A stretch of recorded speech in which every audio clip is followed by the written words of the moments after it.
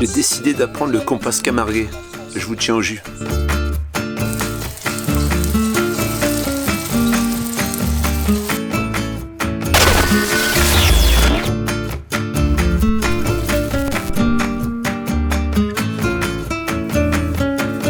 Oh la vache! Ça va mieux avec les lunettes, hein. La famille, encore un petit service. J'ai vu que ça avait bien fonctionné la dernière fois, donc on va aider quelqu'un encore une fois. On va aider un youtubeur à se faire un peu connaître. C'est pas une vieille chaîne, c'est la chaîne À Notre Tour. Ils ont actuellement 365 abonnés.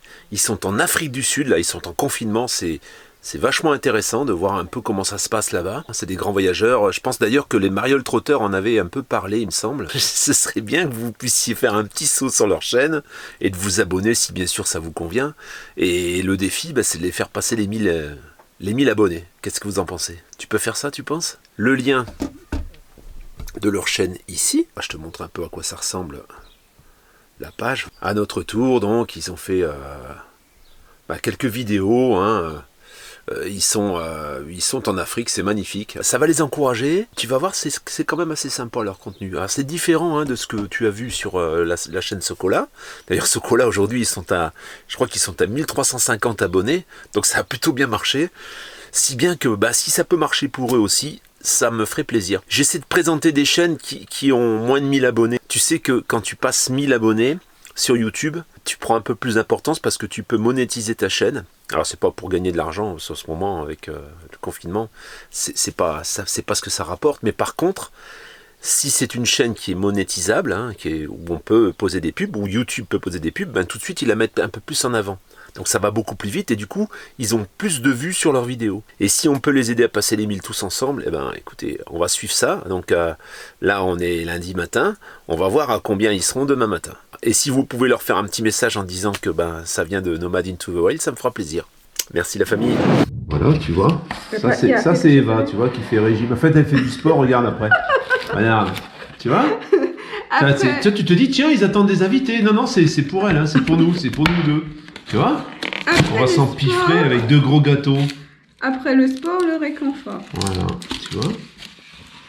Hein? C'est juste pour goûter. C'est juste pour goûter, hein, tu vois. On va pas tout manger. On va pas tout manger, hein. On va manger une partie maintenant et une partie tout de suite. Qu'est-ce que tu crois? Une partie maintenant, une partie tout de suite, hein, Eva? On se laisse pas abattre quand même, hein, en confinement. Hein? Non. Voilà. Et en plus, je suis allé chercher de la levure. Et donc, on va faire des gâteaux aussi. Makovietz. Comme ça, au moins, on n'a pas fait du sport pour rien. On va faire demain.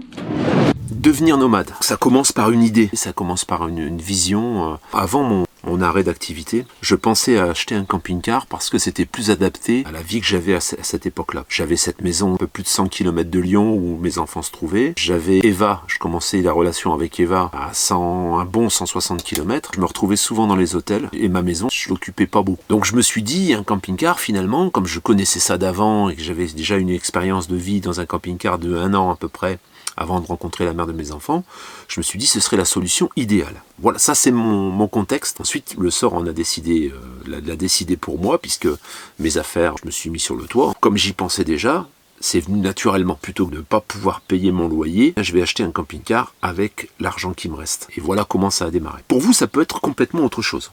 On peut supposer que par exemple, la conjoncture actuelle, ce qu'on est en train de vivre, le confinement, ça vous permet de ralentir un peu votre activité, ça vous permet de pouvoir vous poser et de réfléchir. Et vous pouvez vous dire, finalement, comme Eva, elle se pose cette question, elle n'est pas dans la grosse activité quand elle travaille, mais quand même, elle a des obligations.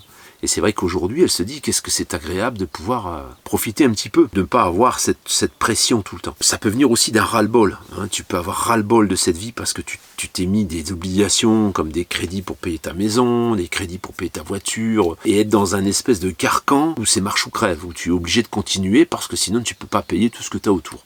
Et ça, c'est le cas de beaucoup de gens, je pense aujourd'hui. Tu réfléchis à un changement de vie parce que tu en as marre de toute cette pression. On est dans une spirale et cette spirale, il est difficile d'en sortir sans casse. C'est un petit peu ça qui te fait reculer. C'est toujours motivé par quelque chose et il est vrai qu'on cherche toujours le contraire de ce qu'on a sur le moment. Ça veut dire qu'on veut aller à l'extrême opposé parce que on supporte plus. Si tu as la chance de pouvoir le préparer, eh ben c'est tant mieux. J'ai pas fait vraiment de préparation, je l'ai improvisé par nécessité. Tu peux aussi être dans ce cas-là. Donc ça, c'est important de bien réfléchir à tout ça. Quelle est ta motivation première? Parce que quelquefois, dans la vie que tu te trouves aujourd'hui, il y a des choses que tu peux améliorer et arranger pour ne pas arriver à des extrêmes.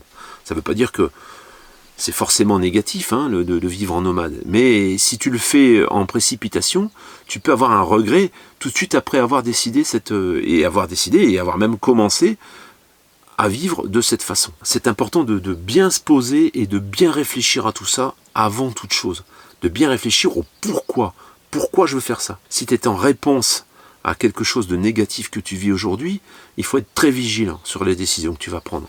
Parce que il est vrai que quelquefois, selon la situation qu'on a, il y a des gens qui ont de l'argent de côté, mais quand tu n'as pas d'argent de côté et que tu décides de te lancer à corps perdu dans cette vie, si tu le regrettes 2-3 mois après, ça te coûte quand même relativement cher. Parce que pour revenir en arrière, c'est beaucoup plus compliqué. Si tu es déjà propriétaire, tu lâches ton appartement, tu loues ou tu gardes ton appartement ou ta maison vide et puis que tu décides de passer en mode nomade, tu as toujours cette sécurité d'avoir cette maison et de revenir en arrière.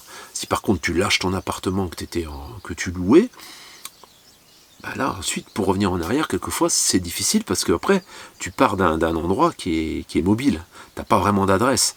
Donc pour retrouver un appartement et pour trouver quelqu'un qui va accepter de te relouer quelque chose, ça peut être quelquefois difficile. C'est la première réflexion à se faire, c'est de réfléchir aux conséquences de ce que tu vas décider à l'avance, au cas où ça ne te plairait pas, quoi. Et si ça ne me plaît pas, qu'est-ce que je fais? C'est pour ça qu'on en viendra ensuite à... Je vous expliquerai, moi, selon moi, ce qu'il faut faire avant de dire, voilà, je vais faire ça. Il faut essayer, en fait. Et on ne peut pas se lancer à corps perdu dans quelque chose sans essayer. Donc, il y a des moyens pour ça, on en parlera dans une prochaine vidéo. Il y a des moyens pour essayer sur une période limitée, parce que ça coûte quand même relativement cher, mais quelquefois, il vaut mieux dépenser de l'argent, même si ça coûte un peu cher pour essayer, que de tout de suite balancer tout ton argent dans quelque chose et puis se dire quelques mois plus tard, non, ça me va pas du tout. C'est pas toujours non plus rose, il faut pas imaginer que parce que tu es dans un camping-car, tout devient magique. Il y a beaucoup de contraintes quand même, et ça on en parlera, j'en ai déjà parlé dans notre précédente vidéo, mais on va le faire d'une manière beaucoup plus concise et beaucoup plus compréhensive, pour pas que tu aies à suivre 3/4 d'heure de vidéo pour comprendre.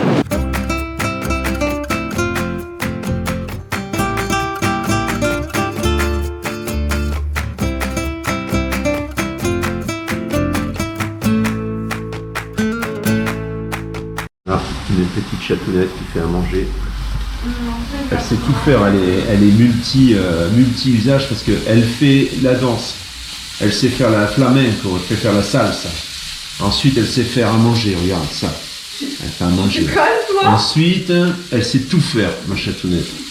Mon ours là, il se ramène comme si rien n'était, l'heure de bouffer. Il a envie quelque chose pour manger.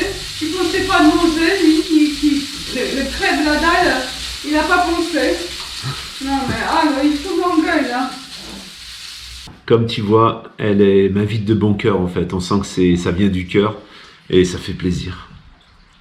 Ça fait plaisir d'être invité comme ça, spontanément et du fond du cœur. Vraiment, ça me fait plaisir. J'ai pas de mots.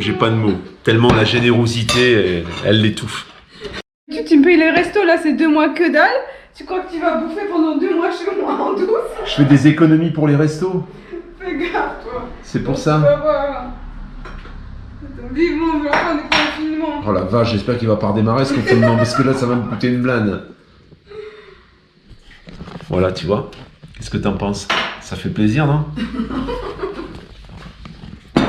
Non, moi ça passe pas par l'estomac l'amour.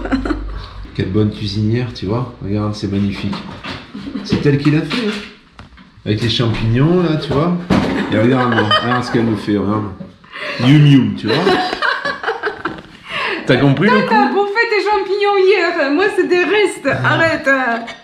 Les gens vont croire que c'est vrai. En plus, ça se voit, tu vois, l'assiette est sale parce que c'est du réchauffé d'hier soir. Toi, t'as tout bouffé. Moi, j'ai laissé pour aujourd'hui.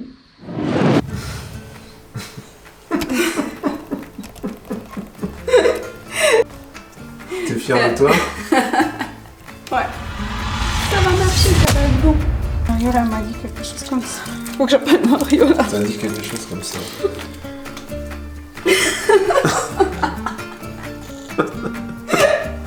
Je sais pas ce que t'en penses. Regarde. Ça a quand même une consistance un peu bizarre.